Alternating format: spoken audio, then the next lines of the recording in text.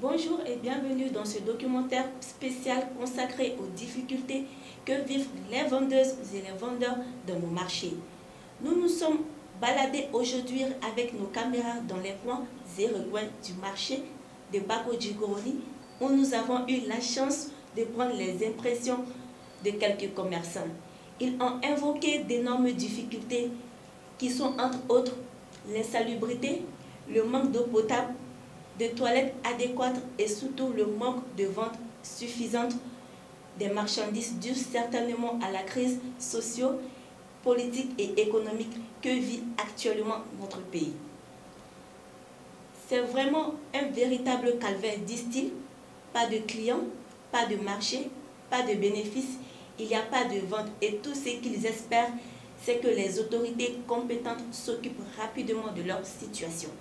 Cependant, on se demande réellement qui sont les fautifs de ces insuffisances, voire de ces désordres, tout en essayant d'apporter des éclaircissements. Nous avons approché les différents acteurs concernés pour comprendre et édifier les uns et les autres de tout ce que vivent ces commerçants. Suivez avec nous ces témoignages.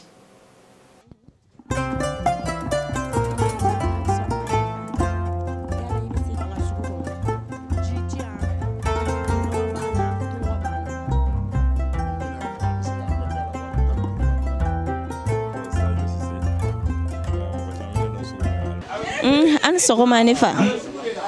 ye walasa I bɛ se k'i tɔgɔ ni jamu f'an ye. An bɛ fɛ k'a dɔn gɛlɛya jumɛn de b'aw kan sugu kɔnɔ. Ne Bako-Djigoroni sugu ɲɛmɔgɔ ye o kɔfɛ tuguni n ye Boso ka ɲɛmɔgɔ président du syndicat de la commune 5. Bon gɛlɛya min b'an kan fɔlɔfɔlɔ ye mun ye o ye an ka baara yɛrɛ tagabolo ye. C'est Boucher Dinondi Lassana Doumbia est l'un des responsables de ce marché, plus précisément le président du syndicat de la commune 5.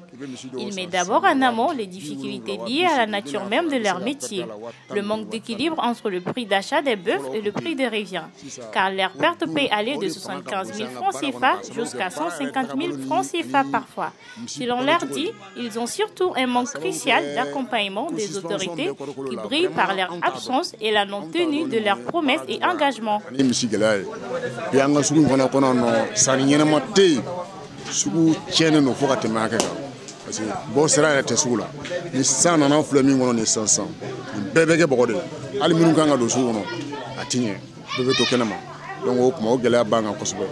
Ni solution bɛ sɔrɔ la vraiment a bɛ sɔn ka diya an ye kosɛbɛ ni dɛmɛ fana bɛ se ka sɔrɔ Bosow yanni sugukɔnɔdenw o kɔnɔ ka d'an ye parce que waati bɛɛ u bɛna fɔ u b'an dɛmɛ an bɛ dossiers monter an bɛ projets monter foyi n'u bɛ wari d'i ma 20,000 20,30 o tɛ wari ye dɛ o de an sigiɲɔgɔn jamanaw yɛrɛ an da b'u ka kuma la agrément bɛ Boso bolo Sénégal u bɛ se ka 1 milliard d'i ma u bɛ se ka 500 millions d'i ma mais Boucher tan ka Mali la nɔ hali suspension kɛra yan nɔ waati dɔ la ministre y'an wele ka taa an sigi k'a bɛ sogo suspensionner 10 millions ne yɛrɛ n ka dossier monter ka sɛgɛn dɔrɔmɛ 20 ma sɔrɔ or an yɛrɛ responsabilité de normalement n'a ma ɲɛ bɛɛ kɛ n'a fɔra an ka dossier monter n'a montera an kan ka wari sɔrɔ o wari tɛ sɔrɔ an bɛ ka maɲumako min kɛ ka wari sɔrɔ o sogo bɛ tila ka perdre fana 20,000 15,000 20,000 n'i ye misi 2 san i bɛ se ka 20,000 perdre la donc nafa t'o la an ka baara ma laɲini o kama bon an dun fana ka n'i ye jamana sɔrɔ bɔsɔnbagaw ta bi n'anw ma kɛ sabanan ye an bɛ kɛ filanan ye au niveau de la boucherie du Mali an ka société n'an bɔra Mali société la bi a tɔ bi dɛ n b'a dɔn n'aw dalen b'a la donc o tuma n'u ko filanan kelen bɛ k'anw kɛ kɛrɛfɛmɔgɔ ye k'anw kɛ kɛrɛfɛdɔn ye vraiment gɛlɛya b'an kan dɛ gɛlɛya min b'an kan o kɔni y'o ye kosɛbɛ u kɛ kɔfilɛ Boso la k'a dɔn Boso fana ye Mali den dɔ de ye et puis Mali dɛmɛbagaw dɔ de don ni y'anw bɔ Mali dɛmɛ na bi n'anw bɛɛ taara grève la bi sini Mali bɛ paralysé dɛ n b'a dɔn n'aw dalen b'o la donc an tɛ an ka laɲini to ye bon an ka laɲini kɔnɔ jamana k'u kɔ filanan k'a dɔn an fana ye mɔgɔ min ye n'a fɔra ko wari bɛ d'an ma a kana kɛ ten to k'a ta ka di mɔgɔ damadɔ ma olu k'u sago k'a la hali Boucher min bɛ nugubakun feere n'a fɔra wari bɛ d'an ma o bɛɛ kan k'i ta sɔrɔ la normalement n'a bɛ yan k'a bɛ di sugu responsable minnu bɛ yen n'olu ye buso ɲɛmɔgɔw ye olu ka wele ka taa sigi a ka d'olu ma o de gɛlɛyaba b'an kan yɛrɛ parce que anw bɛ nin misi in sɔrɔ an b'a sɔrɔ cogo min de b'a dɔn an bɛ taa an bolofɛnw de feere o tɛ an bɛ juruw de ta ka kɛ ka baara kɛ nin waati kɔnɔ i bɛ se ka 6 millions 7 millions perdu nin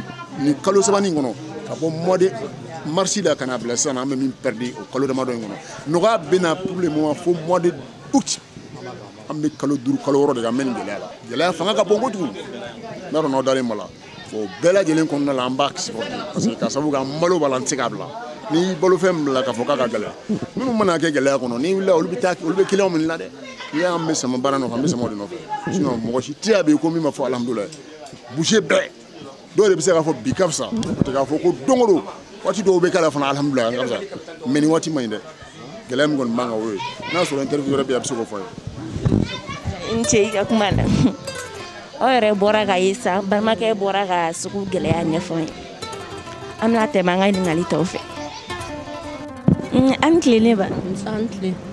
ne ba yala i bɛ se k'i tɔgɔ ni jamu f'an ye. En plus de l'insalubrité du marché qui est un problème unanime et récurrent, la majorité des commerçants se plaignent du manque de marché et de clients. Et tous pointent du doigt les autorités qui, selon eux, ne jouent pas leur partition.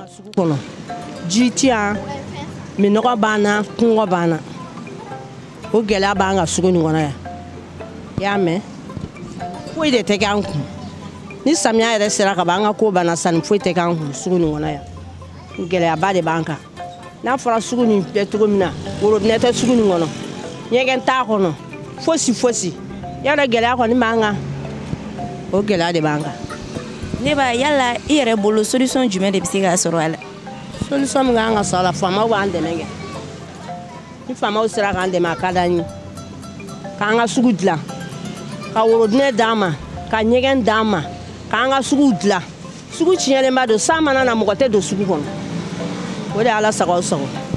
n cɛ ne ba. ne tɔgɔ Segu Bagayogo. gɛlɛya jumɛn de b'aw kan sugu in kɔnɔ. tiɲɛna sisan nɔ saniyɛbaliyaba de bɛ yen nɔ sanni yɛrɛ tɛ yen sisan nɔ sanni tɛ yen vraiment an kana ɲɔgɔn nɛgɛ sanni foyi tɛ yen nin waati in na.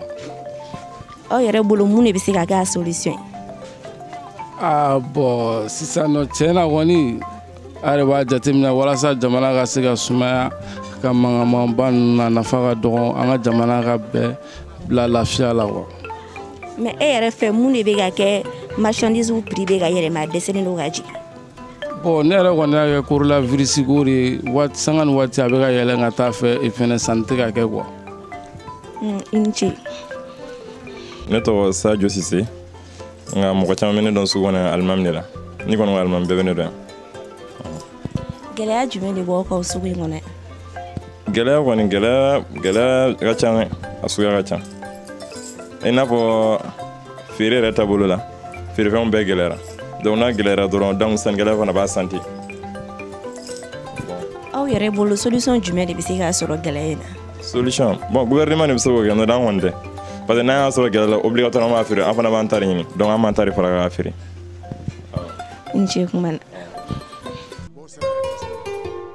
La situation actuelle du Mali oblige à faire des investigations, des audits et cela à tous les niveaux. Les plaintes demeurent, aucune action concrète n'est posée. Devrons-nous continuer à culpabiliser les autorités ou devrons-nous faire de l'autocritique? Ce qui est sûr, le changement s'affiche comme un besoin indispensable et le cas du marché de Bako Djigroni n'en demeure point un cas isolé.